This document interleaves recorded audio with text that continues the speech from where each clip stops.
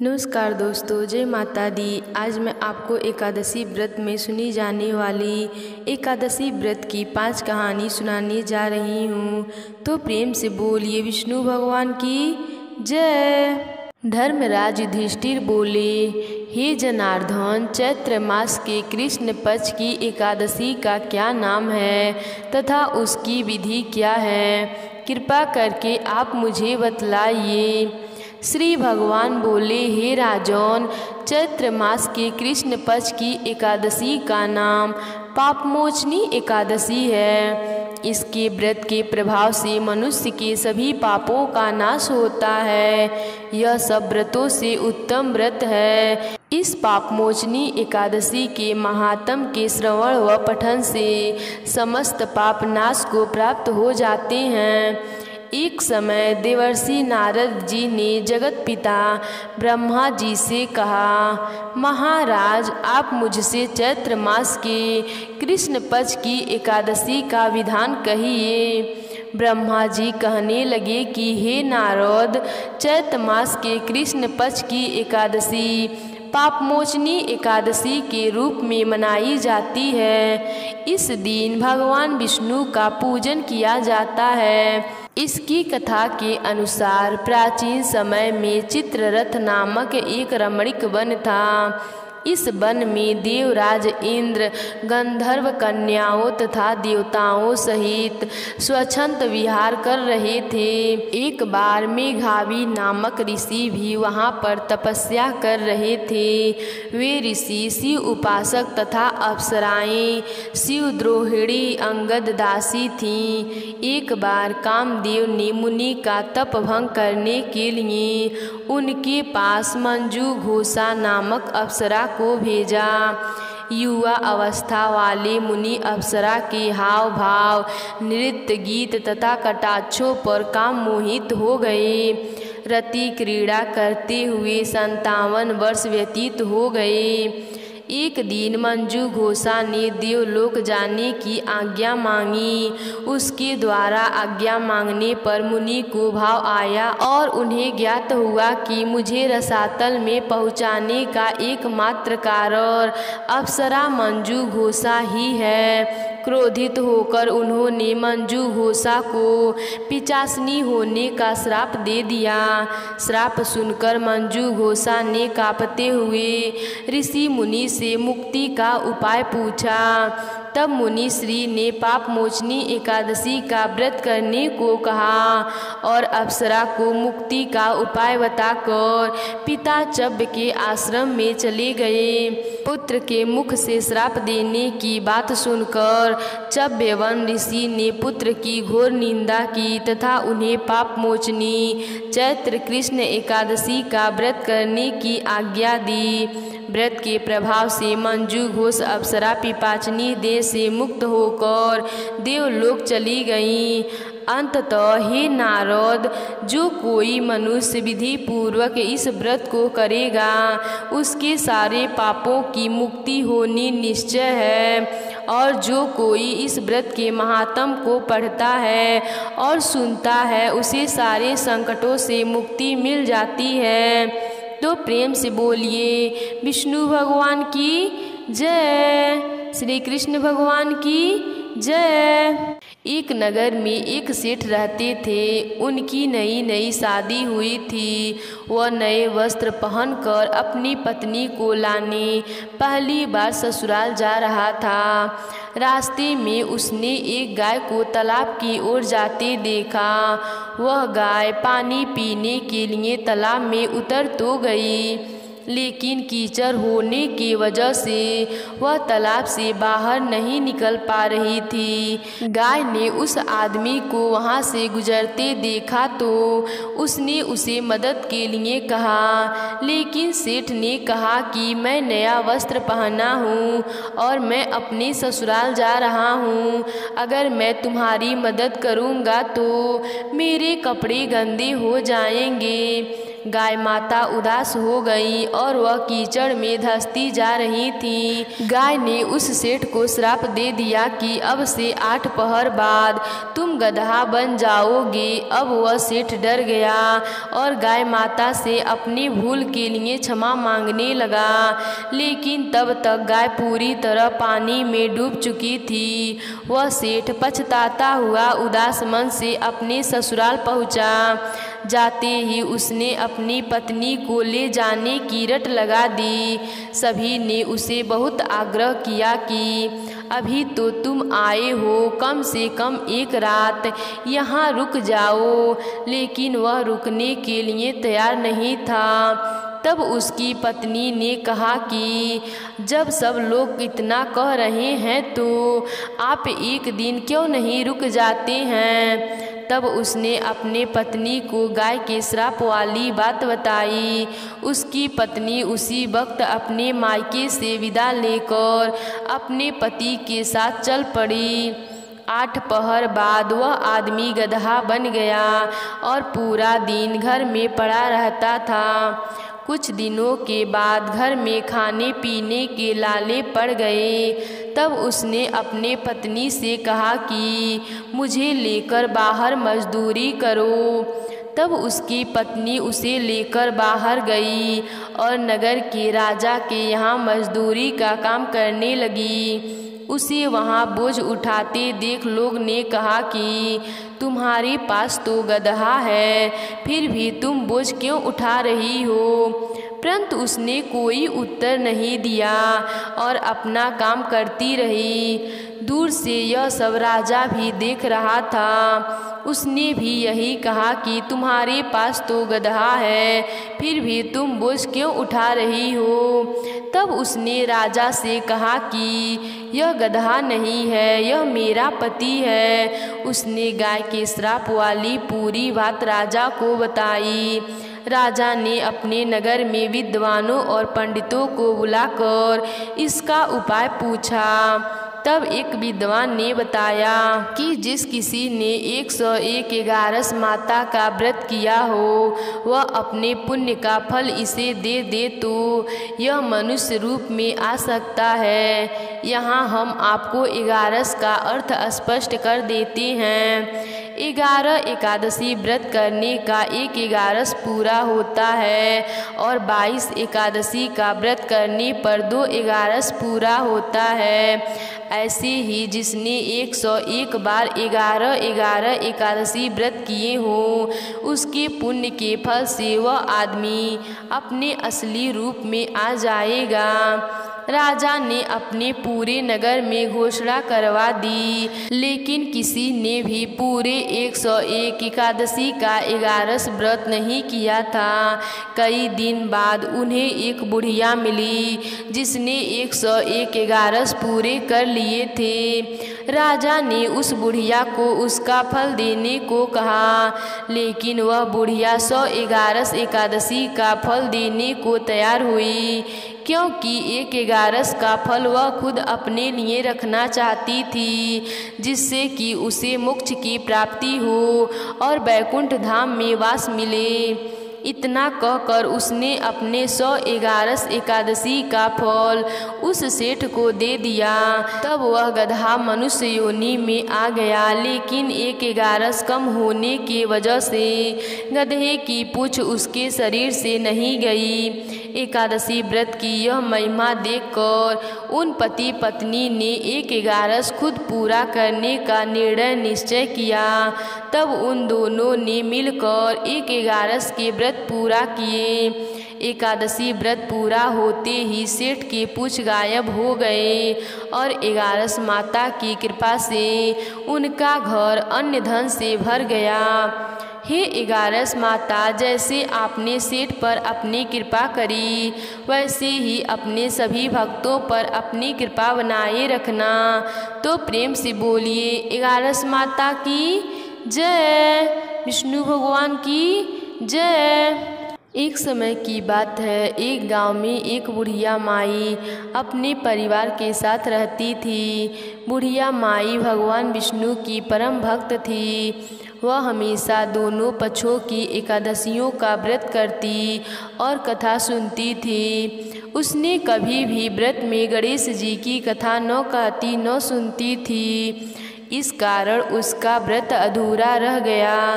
पर बुढ़िया माई को इस बात का पता नहीं था। उसको लगता था कि वह तो पूरा व्रत कर रही है और उसके व्रत के पुण्य से उसको वैकुंठ लोक की प्राप्ति जरूर होगी। देखते ही देखते बुढ़िया माई की मृत्यु हो गई। उन्हें लेने यमलोक के दूत आए। वह देखकर घबरा गई और बोली, मैंने जीवन भर विष्णु भगवान की भक्ति श्रद्धा भाव से किया, एकादशियों का व्रत किया, एकादशियों के व्रत में कथा सुनी। इस पुण्य से मुझे तो लेने वैकुंठ लोक का विमान आएगा। मैं आपके साथ नहीं चलूँगी। इतना कहकर बुढ़िया माई रोने लगी और विष्णु भगवान को पुकारने लगी। विष्णु भगवान गरुड़ पर सवार होकर बुढ़िया माई के पास आए और बोले, बुढ़िया माई, तूने तो पूरी श्रद्धा से व्रत किया, पर तुमने व्रत में कभी भी गणेश भगवान की कथा नहीं सुनी। इस कारण तेरा व्रत अधूरा है। बुढ़िया माई विष्णु भगवान से जीवन दान मांगने लगी ताकि वह एकादशी के व्रत को पूरा कर सके और उसका पुण्य प्राप्त कर सके। इस प्रकार बुढ़िया माई को विष्णु भगवान 2 साल के लिए फिर से जीवित कर दिए। अब बुढ़िया माई जीवित होते ही गणेश जी का नित्य नियम करना चालू कर दिया। एकादशी के व्रत में सबसे पहले वह गणेश भगवान जी की कथा सुनती, फिर 11 माता की कथा सुनती, उसके बाद एकादशी व्रत की कथा सुनती। इस प्रकार 2 साल में 4/11 बुढ़िया माई ने पूरा कर लिया। गणेश भगवान जी की कृपा से एकादशी व्रत का पूरा पुण्य बुढ़िया माई को प्राप्त हुआ। बुढ़िया माई के भक्ति से गणेश भगवान जी प्रसन्न हुए और बुढ़िया माई के सामने प्रकट होकर बोले, बुढ़िया माई, तुमने मेरे नित्य नियम के साथ ही व्रत में कथा भी सुनी है, इसलिए मैं तुम पर अत्यंत प्रसन्न हूँ। मैं तुम्हें आशीर्वाद देता हूँ कि जब तक यह पृथ्वी रहेगी तब तक तुम्हारे इस तपस्या का गुणगान लोग करते रहेंगे। साथ ही एकादशी व्रत में तुम्हारी इस कथा को जो भी मनुष्य प्रेम पूर्वक सुनेगा उसको व्रत का संपूर्ण फल प्राप्त होगा। गणेश भगवान जी बुढ़िया माई पर प्रसन्न होकर बुढ़िया माई का घर अन्न धन से भर दिए। साथ ही रिद्धि सिद्धि का वास करके अंतर ध्यान हो गए। 2 साल बीतने पर बुढ़िया माई की मृत्यु हो गई। इस बार उसे लेने वैकुंठ लोक से विमान आया। बुढ़िया माई को पूरे मान सम्मान से वैकुंठ लोक ले गया। इस प्रकार गणेश भगवान जी की कृपा से बुढ़िया माई को वैकुंठ धाम का वास मिल गया। हे गणेश भगवान जी, जैसे आपने बुढ़िया माई पर कृपा करी वैसे ही हम सब पर करना। तो प्रेम से बोलिए गणेश भगवान जी की जय, विष्णु भगवान जी की जय। किसी गांव में एक छोटी सी लड़की अपने माता पिता के साथ रहती थी। जब वह लड़की थोड़ी बड़ी हुई और उसको समझ आने लगा, तब से वह तुलसी माता की पूजा करने लगी। उसका प्रतिदिन का नियम था कि वह तुलसी माता का पूजन करने के बाद ही खाना खाती थी।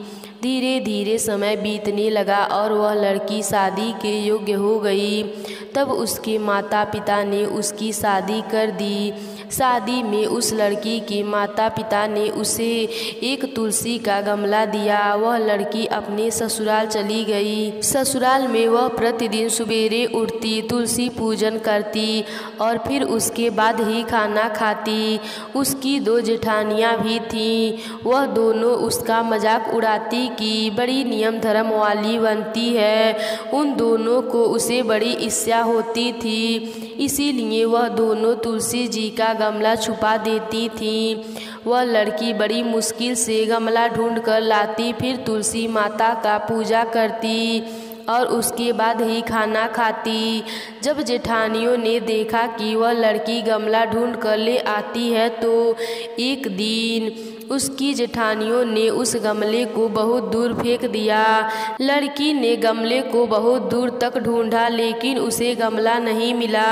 वह गमला ढूंढते ढूंढते बहुत परेशान हो गई और वह बहुत दुखी भी हो गई। उस दिन उस लड़की ने खाना भी नहीं खाया क्योंकि उसका नियम था कि वह तुलसी पूजन करने के बाद ही खाना खाती थी। उस लड़की की सच्ची भक्ति देखकर तुलसी माता उसे बहुत प्रसन्न हो गई और उसके कमरे में तुलसी माता का गमला प्रकट हो गया। अगले दिन सुबह जब वह लड़की उठी तो देखती है कि उसके खाट के चारों ओर तुलसी माता का गमला आ गया। यह देखकर वह लड़की बहुत प्रसन्न हो जाती है और वह सोचती है कि अब मेरी तुलसी माता को कोई नहीं चुरा सकता और पूजन करने के लिए कहीं बाहर भी नहीं जाना पड़ेगा और कोई मेरी तुलसी माता को फेंक भी नहीं सकेगा। अब वह जल्दी से उठकर स्नान करती है और तुलसी माता का पूजन करती है। जब वह खाना खाने बैठती है तो उसकी जेठानियाँ उसको देखती हैं और उसका मजाक उड़ाने लगती हैं और कहती हैं, देखो देवरानी का धर्म नियम पूरा हो गया। फिर जेठानियाँ अपनी देवरानी से पूछती हैं कि क्यों तुलसी जी की पूजा कर ली क्या? देवरानी कहती है, हाँ कर ली। तब जेठानी कहती है, कहाँ से कर ली पूजा? गमला तो फेंक दिया था।